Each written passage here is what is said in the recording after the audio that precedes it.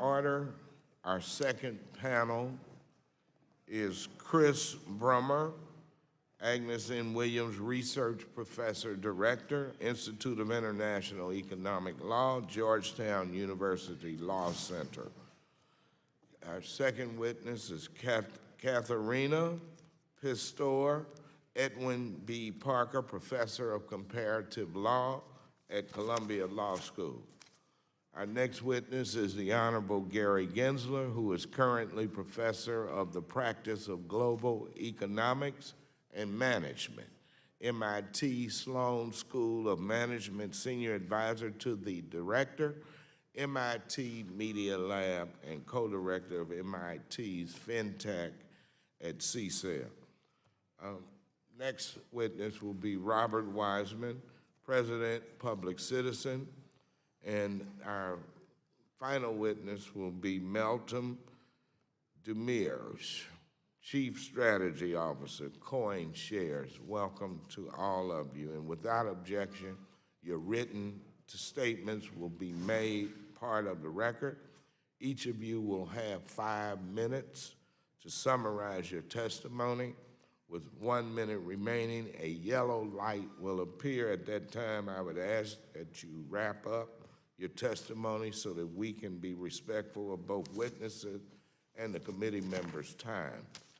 Mr. Brummer, you are recognized for 5 minutes to present your oral testimony. Turn on your mic. There you go. Thank you so much. Members of the committee, thank you for inviting me to testify at this hearing. My name is Chris Brummer, and I'm a law professor at Georgetown University Law Center, and I'm here today solely in my academic capacity. And it's an honor to be before this committee again. White papers like the one we're struggling to understand today have emerged as a common tool through which digital asset companies communicate with potential consumers and investors about new projects and ventures. However, white papers have faced mounting criticism for their hyperbolic language, false promises, and omissions of material information consumers would need before purchasing a digital asset. Indeed, the last time I was here to share my views before many members of this very committee, we discussed precisely these challenges. But today we have a twist. Criticisms of white paper disclosures have focused on early-stage, cash-strapped startups.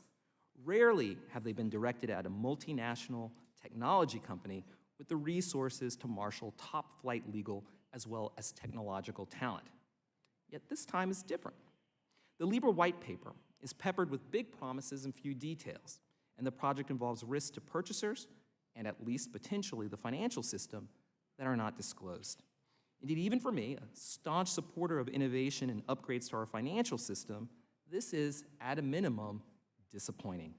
The white paper is no mere public brainstorming exercise or technical exposition, but is instead intended to condition the market for the adoption of a product that Facebook wishes to sell to billions of people around the world. And the lapses are all the more problematic given the securities-like features of Libra coins and possible implication of US securities laws. Given the limited time available, I want to focus on some of the most problematic red flags.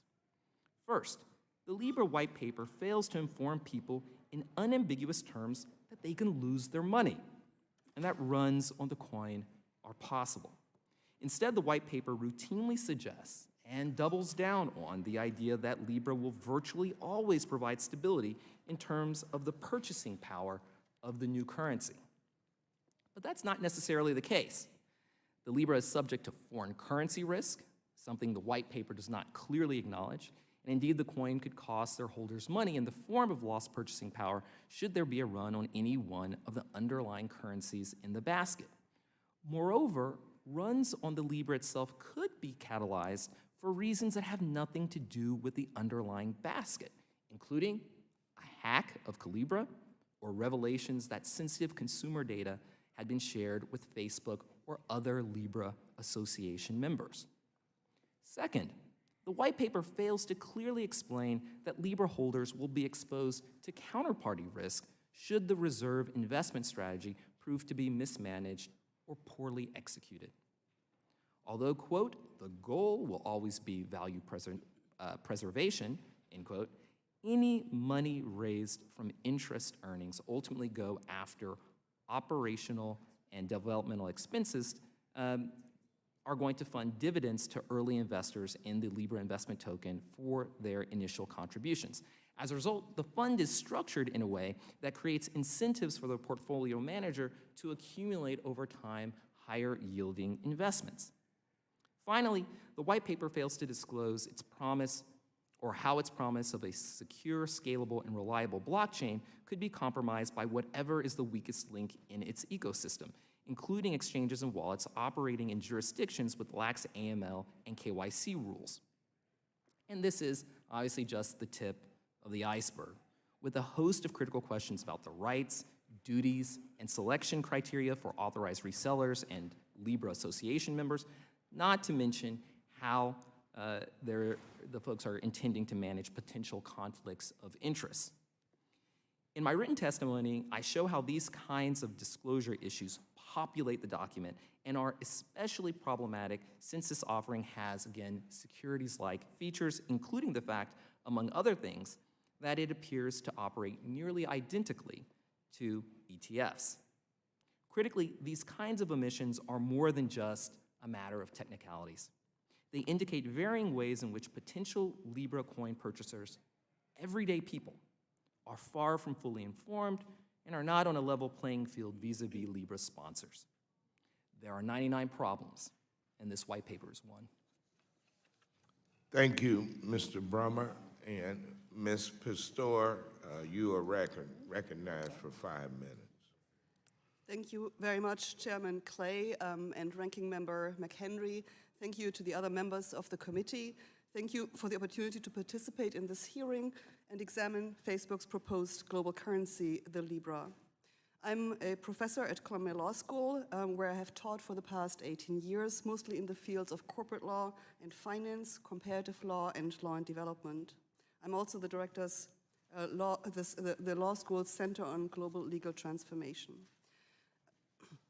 Based on my own research, an analysis of the Libra white paper and related documents that have been released so far, and a close reading of other comments and analysis of Libra, I've come to the following conclusions.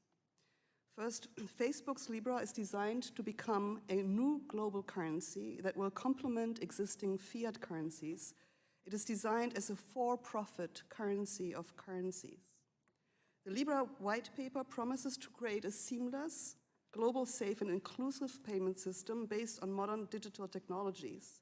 Libra is labeled a stable coin and as such aims at delivering low volatility and high liquidity to its customers, the holders of Libra coins, who shall be able to exchange their Libras against local fiat currency on demand without suffering major haircuts. To this end, backed by a reserve composed of safe assets.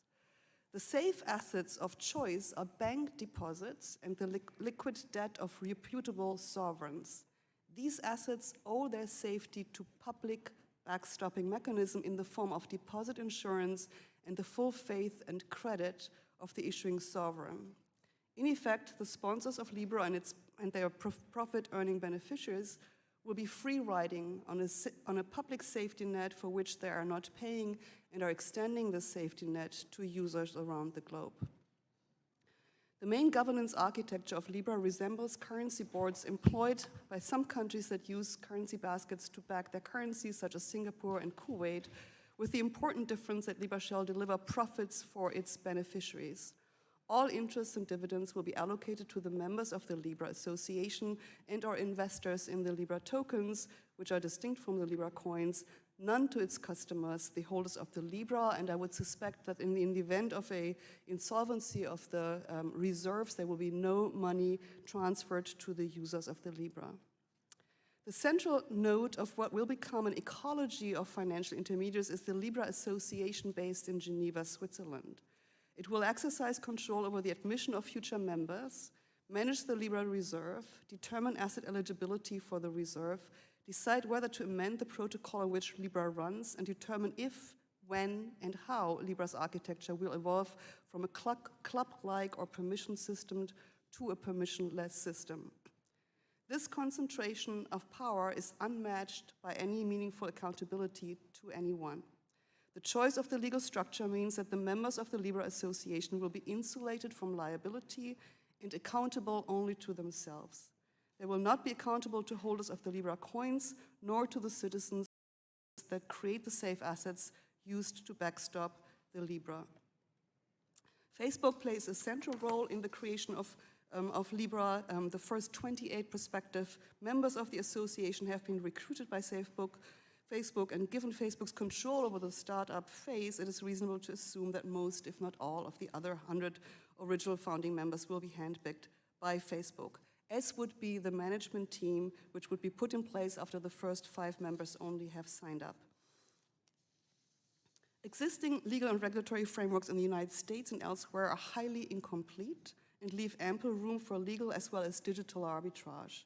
They were not designed to govern digital currencies. Regulators are currently using a case-by-case approach to extend their reach, which is no match for the fast-moving technological change. Libra's global reach exacerbates these problems. Many of the activities associated with managing Libra and its reserves will be beyond the reach of regulators in the United States or any other country for that matter. The current level of transnational regulatory cooperation does not match the versatility of a private actor such as Facebook to pick and choose from legal systems around the globe which laws and regulations best suit its needs. Thank you very much. I cede the rest of my time.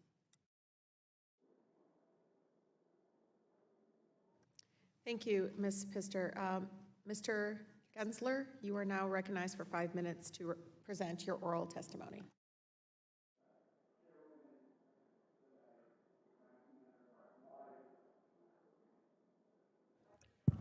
Sorry.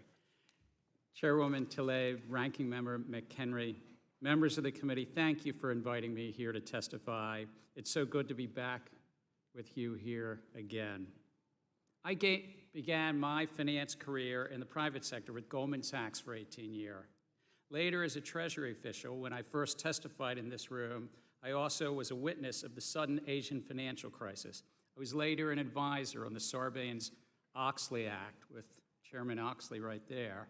And after the crisis, I served as CFTC chair, helping reform a $400 trillion swaps market. And I'm now honored to be a professor of the practice at MIT, teaching about fintech and digital currency. These experiences have taught me some lessons I bring to consideration of Facebook. First, all of finance has one foundation, and it's trust for hundreds of years. Unfortunately for Facebook, for some unexplained reason, they chose to make these bold proposals when trust in their company is not in good supply. Second, though Facebook's Libra proposal may seem unprecedented, if not just for its sheer breadth and scale, we've seen this show before. Trust us to innovate, trust us to revolutionize finance. Enron, trust us to set up sophisticated, unregulated electronic energy trading. What did we get? Accounting, scandals, manipulated electricity markets, and bankruptcy followed. Long-term capital management. Trust us to set up a new type of algorithmic hedge fund with $1 trillion of derivatives. Failure and systemic risk followed. LIBOR. Trust us to set up the world's most relevant interest rate. What followed? Manipulated rates on trillions of home mortgages and consumer loans followed. These all hurt millions of Americans. They're also personal for me, as I lived each one of these in the official sector trying to clean up the mess. Third observation, tech has already made big strides. Think PayPal, Square, Stripe, TransferWise, Venmo, Zelle.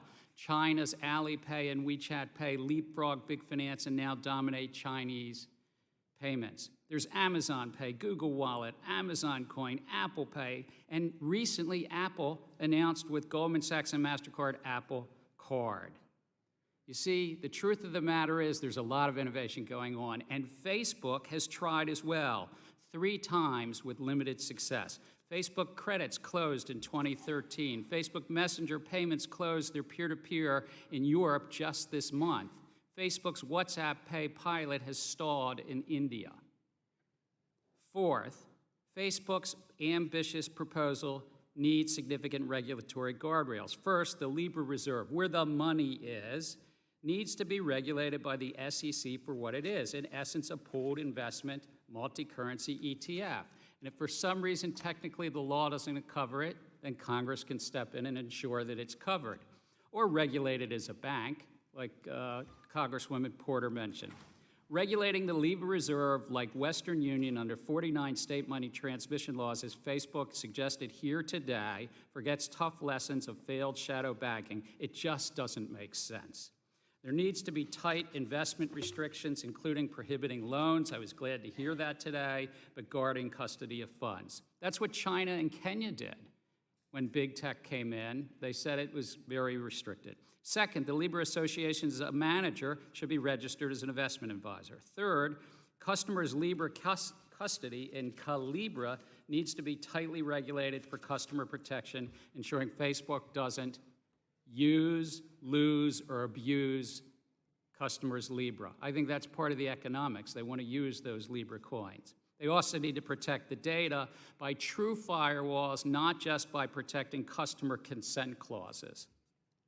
Fourth, the accounting of the payment system. The Libra blockchain should adopt payment infrastructure rules consistent with Federal Reserve policies. And lastly, Libra will have the same challenges as Bitcoin guarding against activity. Being registered by FinCEN won't stop the rest of the Libra network, the broad global network from self-custodying, and the ground truths are it's no easy solutions. So trust, so important to finance and innovation, easy to lose, best to verify, as both members on the Republican and Democratic side said, and critical to be responsibly regulated. I look forward to your questions. Thank you, Mr. Gensler. Mr. Weissman, you are now recognized for 5 minutes to present your oral testimony. Thank you very much, Madam Chair, and to both you and Mr. McHenry for holding this hearing so quickly after the Facebook announcement and treating this issue with the seriousness and thoughtfulness and care that it deserves. Facebook is not making this proposal because it is interested in competing with Western Union. Facebook is making this proposal because it wants to be in the middle of as many transactions that occur across the planet as possible. If it can get all of them, it'll take that. That is a serious business that this committee absolutely must be paying attention to. I want to raise 3 particular concerns with Facebook's proposal that I think could be ameliorated with extremely aggressive regulation, but not cured. But before I do that, I want to make a point that follows on from what Mr. Gensler just said. Facebook, as a company, cannot be trusted. I mean that in 2 senses. First, Facebook has repeatedly, it's not just that people don't like Facebook, Facebook has repeatedly violated its own privacy policies. It's not an external thing that was imposed on them. They adopted their own policies and they violated them. Not once, not twice, but over and over and over and over and over again. Look at the last consent decree, see the listing. Wait till we see this consent decree, see the listing. This is a company that can't be trusted. But it's worse than that, and this is the second point. Even as Facebook maintains its promises, they are unilateral, voluntary, and subject to change at any time. So key features of Facebook's Libra proposal are completely up for grabs and change over time. For example, the one-to-one reserve. That would make a difference, but they could unilaterally alter that commitment. The idea that the money will be invested in stable currencies would make a difference, but a promise that could unilaterally be invested. The idea that there would be a firewall between Calibra and Facebook, a unilateral promise that could be invested, and you would be foolish to think they won't change that one because they change their privacy policy almost every year. Against that backdrop, 3 particular considerations I want to raise. First, the competition policy and monopolistic implications of this proposal. As we've heard today from Facebook, immediately upon adoption of Calibra, it will be available to 2.7 billion users around the world. So it is a certainty that Facebook will dominate the market for Libra and perhaps for all digital financial transactions.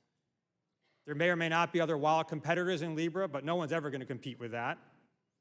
We're going to see Facebook immediately extending its dominance in social media to now the dominance in the payment transfer business. The Libra Association itself has the makings of a cartel.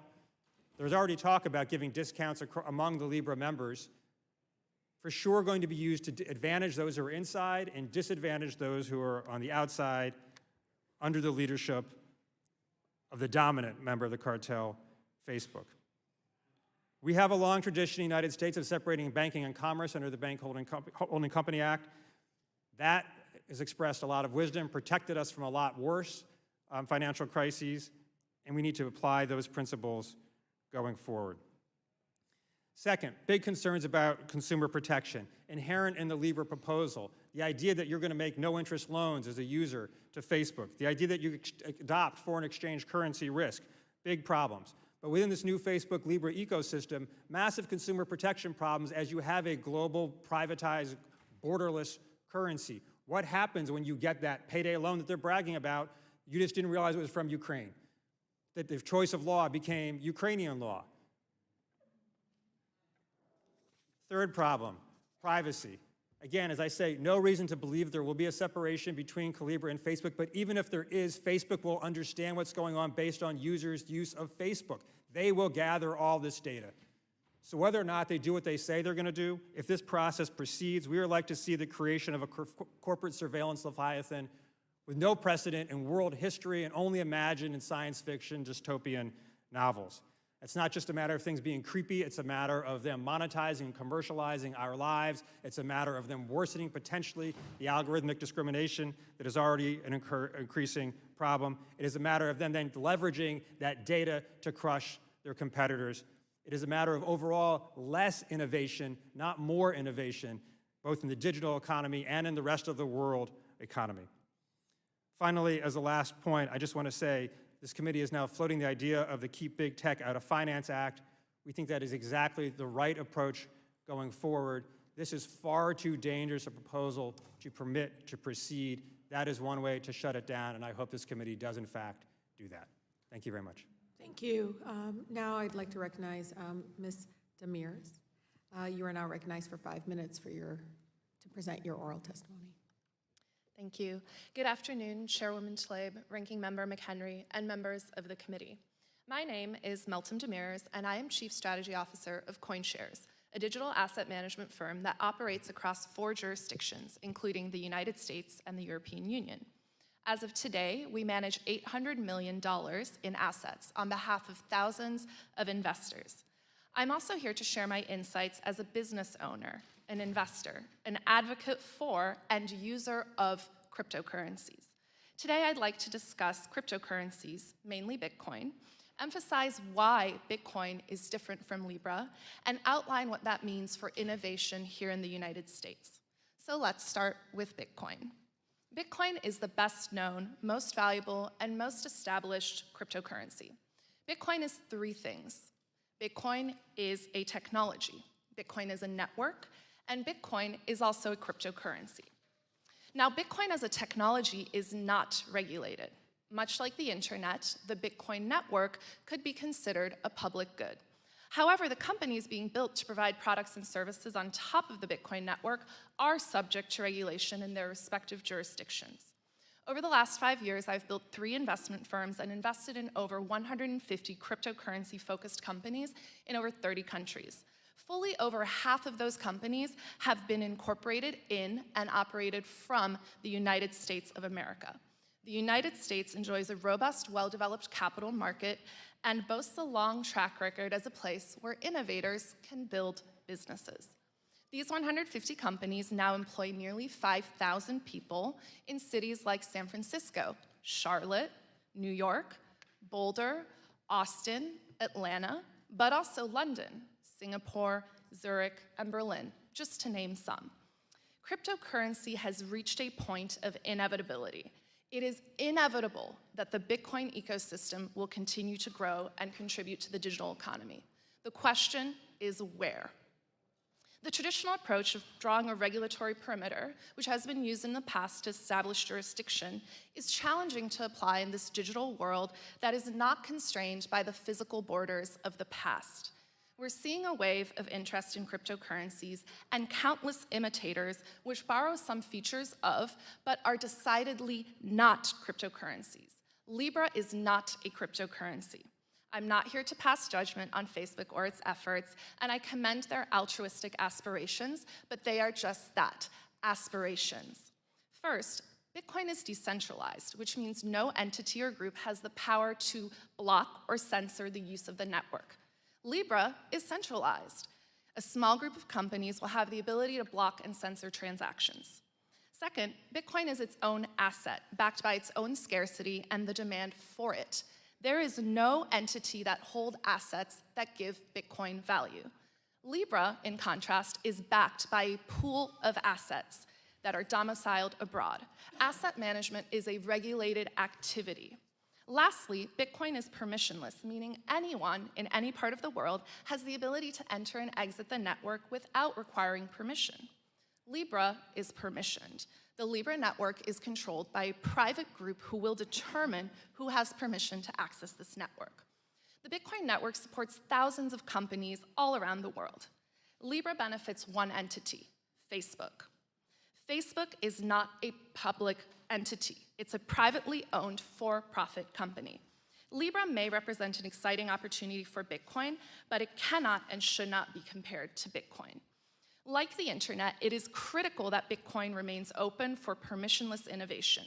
Companies here in the United States serve tens of millions of customers, service billions of dollars of regulated legal commercial activity, and employ thousands of people who are building on Bitcoin and cryptocurrency networks. While the Bitcoin community is global, we should endeavor to keep companies here in the United States regulated under our laws where benefits accrue to the American people and the economy, not to foreign jurisdictions. The decisions you weigh now will determine the future of these open, permissionless technology networks and capital formation. That future is not 5 or 10 years away. It is here and it is now. I urge you to view Bitcoin as open public networks that enable innovation and growth, and to treat Libra and its future imitators, and there will be many, in the context of the facts, private efforts led by corporations holding billions of dollars of the public's money. These things are not Bitcoin and are not cryptocurrencies. I thank you for your time and look forward to your questions. Thank you. I now recognize the gentleman from Missouri, Mr. Clay, who is also the chair of the Subcommittee on Housing, Community Development, and Insurance, is recognized for 5 minutes. Thank you, Madam Chair, and let me thank the panel for your testimony today. Let me start with Mr. Wiesman. Currently, many people believe that cryptocurrency can coexist within our current monetary system, given that cryptocurrencies only constitute a very small fraction of the economy's financial assets. However, if an entity like Facebook with 2.5 billion users decides to go ahead and bring Libra to market, this can change rather quickly. How can this pose a threat to the U.S. central banking system if the majority of Facebook users in the U.S. in a few years use Libra as a vehicle, as a viable currency? I think there are a whole series of potential risks, Mr. Clay. One, it has to do with the systemic risk created by Libra itself. The possibility that there's a run on the Libra, if it gets up to scale, will require massive intervention by the public on a scale that would probably dwarf TARP. Or the alternative is to let the whole thing go under, which seems almost impossible to imagine. A second problem is that Libra itself may encourage runs on foreign currencies. Maybe not the dollar at first, maybe eventually the dollar. If you lose confidence in a national currency, the ability to move immediately into this allegedly stable alternative currency can create a perpetual, self-perpetuating cycle that creates itself another kind of financial crisis. I think that the risks, and I think the scale of this proposal is such that you have to run these scenarios that are very hard to get your head around and take them seriously. You're right to ask the question. Thank you for that. And Professor Brummer or Mr. Wiseman, regarding sanctions, can you please explain how the Libra Association and the companies that grow out of the Libra construct can ensure that international and U.S. sanctions regimes will be followed? Mr. Brummer. Thank you, Mr. Clay, for that question.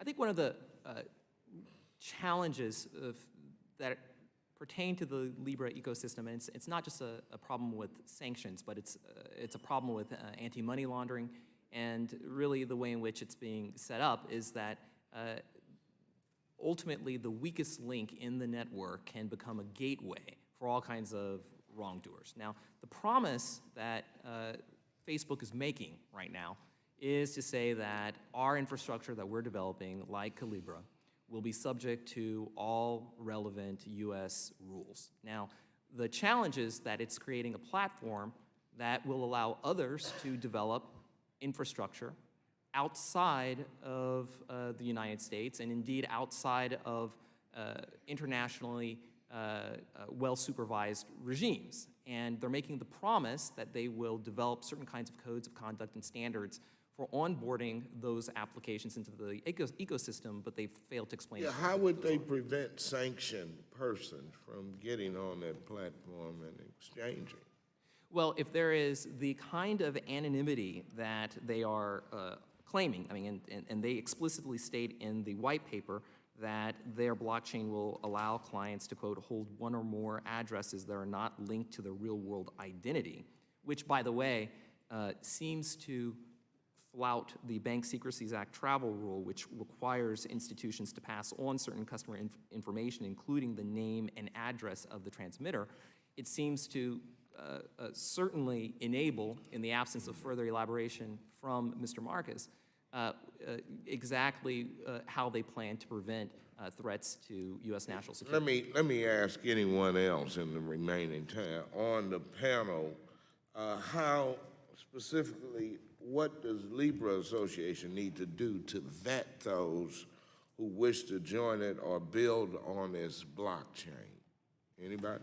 Well, if I could just Gensler? say, there is not currently a way that you could actually foreclose somebody on the sanctions list from getting this coin and transacting. The on-ramps and off-ramps, the only way you could do that is if you literally put in the computer code, what they call Libra core, but put in there the prohibitions and so forth, and they're not going to plan to do that. To your second question, I think the Libra Association, because it could control, for particularly developing countries, the monetary policy, it needs to have wide open governance, and right now it's just largely large corporations and a handful of nonprofits. Thank you, Mr. My Benson. time's expired, thank you. The gentleman from North Carolina, the ranking member, Mr. Henry, is Mr. Mears, recognized for my question for you is about the outline you've given in your testimony.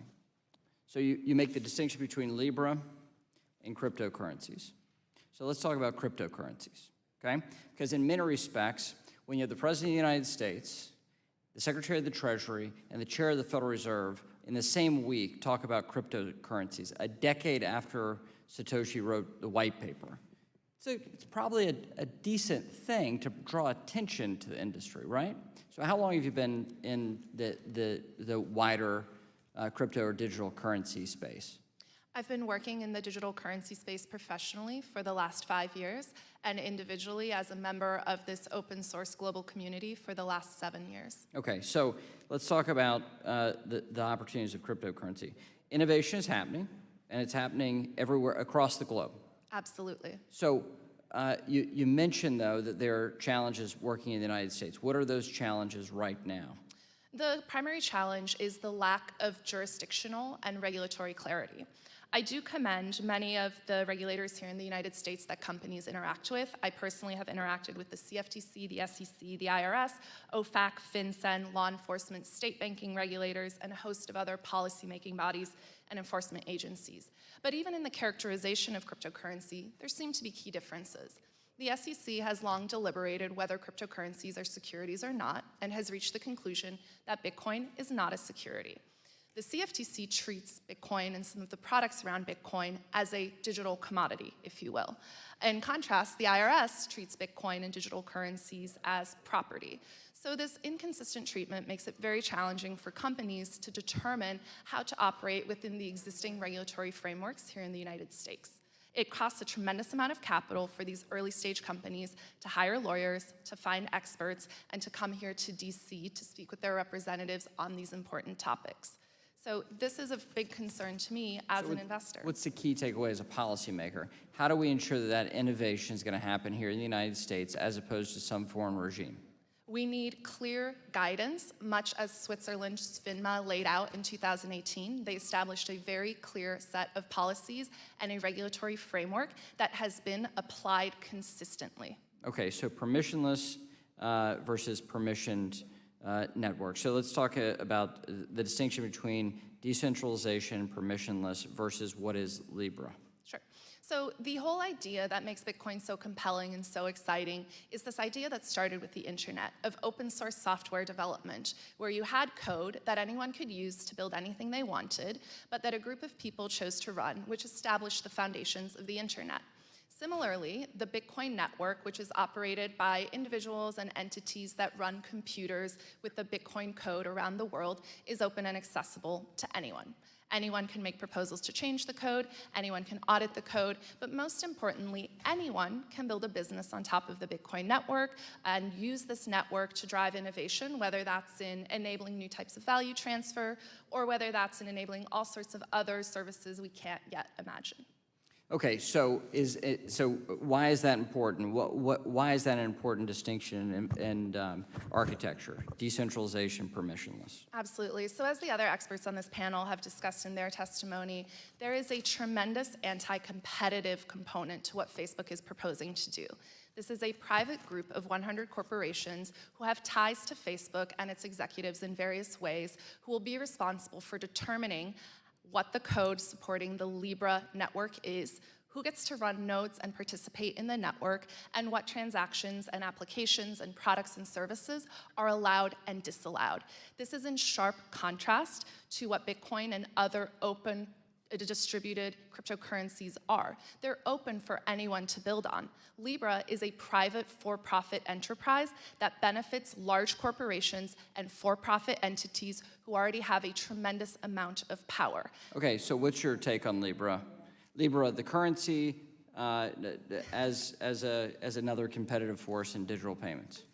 So my position is this.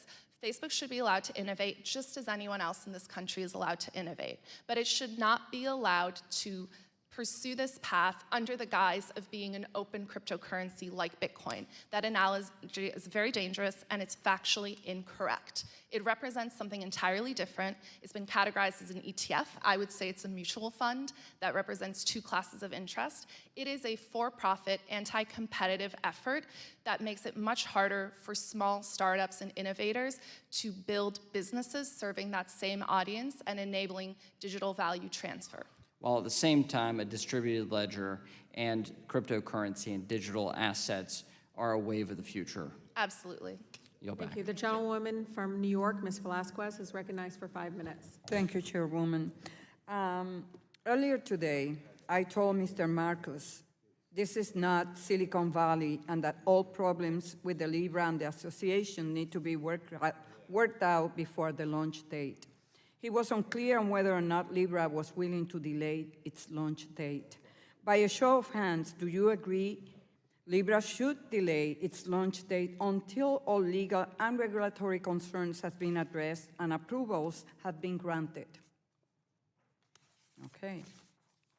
Professor Pistor and Professor Gensler, many of us questioned Mr. Marcus this morning on the Libra Association's decision to place its headquarters in Switzerland. Why do you think the Libra Association chose Switzerland for its headquarters? What advantages could the Swiss regulatory system offer Libra that the US system doesn't, and what problem does this present? So I do not want to deny the fact that Switzerland has the signaling effect of being the home for many international institutions. But that's also interesting because these international organizations are actually public, non-profit organizations. So I think there is a signal effect. In terms of the regulatory benefits, I think the setup of the association itself is an interesting benefit because you can set up an association that is supposed to be a non-profit organization and yet use it to plow back these profits to its members. I also think that Switzerland is trying to position itself right now as a major hub, a jurisdictional hub for cryptocurrencies, and has issued a number of papers where they're trying to do so. So they have the benefit of trying to be less fragmented than the United States system, but I think they also have a long history of having laxer financial regulation. Thank you. Mr. Grensler. I think that Switzerland offered them all the things that Professor Pister just said, but I also think that they think that under Swiss law, it's probably a little less likely that it's a security than under U.S. law. So there's somewhat we used to call regulatory arbitrage that's going on as well. And the tax law arbitrage that Professor Pister mentioned, that you could have a nonprofit and yet still pay dividends, which is kind of foreign to the way we think here. I think it's also a signaling effect to all of their users that they're less controlled by the U.S. And when this Libra reserve gets big at some point in time, if any developed country is going to use the Libra instead of the U.S. dollar and liberalize instead of dollarize, I think it signals in the future, hey, we're not under the control of whatever future U.S. president and sanctions regime of the future. Thank you.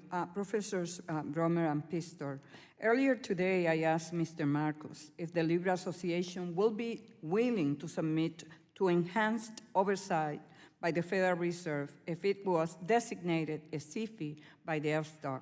He initially responded by saying the Libra Association has no plans to engage in banking activities. However, as you both know, in Dodd-Frank, we gave the FSTOC specific authority to designate non-banks as a SIFI in order to increase their oversight so they do not threaten the financial system. In each of your opinions, what type of systemic issues could Libra and the association pose, and should the FSTOC investigate these issues? So thank you for that question. It's very important. Number one, to the extent to which there is a run on any of the currencies in the basket, there could be an incentive to ultimately liquidate your Libra holdings. So that destabilizes the coin. Secondly, as I mentioned, if there's some kind of operational failure, people can decide, hey, someone can hack into this wallet, why should I keep it? In which case, again, you decide to liquidate your Libra holdings. If you scale up, and I want to add that's entirely possible in part because of its Facebook, but it's not just Facebook. What would happen if Uber and Lyft and all decided to either require the use of Libra for their services or to offer some of their consumers steep benefits? Then you can imagine it becoming quickly systemically important. And as a result, that's a huge challenge. And the last thing is banks, people are saying regulate Facebook like a bank, perhaps. Well, one of the questions that I think is worthwhile considering is, would Facebook even be eligible for a banking license? A de novo review would require an investigation of, say, Facebook's earlier violations. Ms. Pistor, if you have any Just briefly, I think because the United States is essentially with its own sovereign debt and with its bank deposits that might be used, backstopping the currency probably will be the country that will have to backstop any uncertainties or run on the Libra, even if it emanates from elsewhere in the world. Thank you. Yield back. Yes. The gentleman from Arkansas, Mr. Hill, is recognized for 5 minutes. Thank you, Madam Chair. Thanks for this panel. Hope you've found the day as interesting as we have. Mr. Weissman, thanks for your watchdog work on behalf of Americans. You know, one thing, listening almost to all the questions on and off today, there's a burden hanging over the room, which is that it's Facebook in here testifying. So a question to you, if this were General Electric and they were proposing this innovation, you'd still have your same questions, and we'd still be monitoring trust but verify Ronald Reagan style, but would you be downshifted a level of alert if it were, and again, it doesn't, we could say JP Morgan Chase or GE, just personal view on that question. Well, since you know the organization, you know I don't want to say anything nice about those companies, but No. but absolutely correct, and, Yeah. and for a couple reasons. And you would say with logical reasons, and the majority has screened many reasons, and many Americans are frustrated with Two key Facebook. reasons. One is the history of privacy violations, which Yeah. are obviously implicated by this. Two, the anti-competitive effects. No other company can do what Facebook can do, and suddenly, magically make appear this new product inside your phone, inside your life, inside your mind, Yeah. for 2 billion people. Good, thank you for that. And on this issue of the business of banking, I mean, traditionally, yes, we've separated